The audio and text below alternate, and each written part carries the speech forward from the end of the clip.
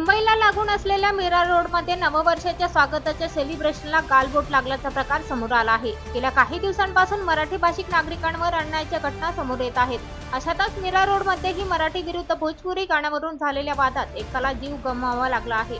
नववर्षाच्या स्वागताच्या वेळी झालेल्या हाणामारीत एका 23 वर्षीय तरुणाचा मृत्यू झाल्यानं तणावाचं वातावरण निर्माण झालं आहे.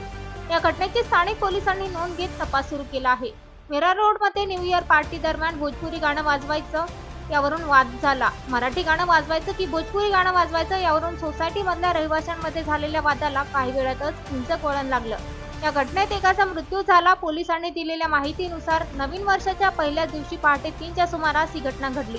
माडाच्या गृहनिर्माण संकुलात नववर्षाचा जल्लोष सुरू होता.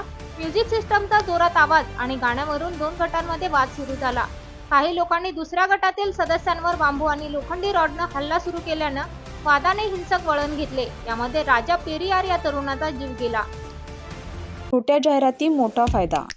आता आपण आमच्या वृत्तपत्राला, न्यूज पोर्टलला आणि यूट्यूब चॅनलला फक्त 499 मध्ये वाढदिवस, उद्घाटन सत्कार, नियुक्ती, जागेविषयक, शैक्षणिक, व्यवसाय धंदा, सल्ला मार्गदर्शन, ज्योतिषी, सौंदर्यविषयक, गुंतवणूक, पर्यटन, सेवाविषयक, नोकरीविषयक, कला क्रीडा शिबिर इत्यादी विषयी जाहिराती अथवा बातमी देऊ शकता.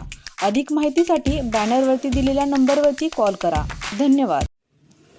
दैनिक चालू वार्ता वृत्तपत्रासाठी आणि न्यूज चॅनलसाठी संपूर्ण महाराष्ट्रात पत्रकार नेमणूक सुरू आहे. आपण इच्छुक असाल तर खालील दिलेल्या नंबरवर कॉल किंवा व्हॉट्सअपवर मेसेज करा.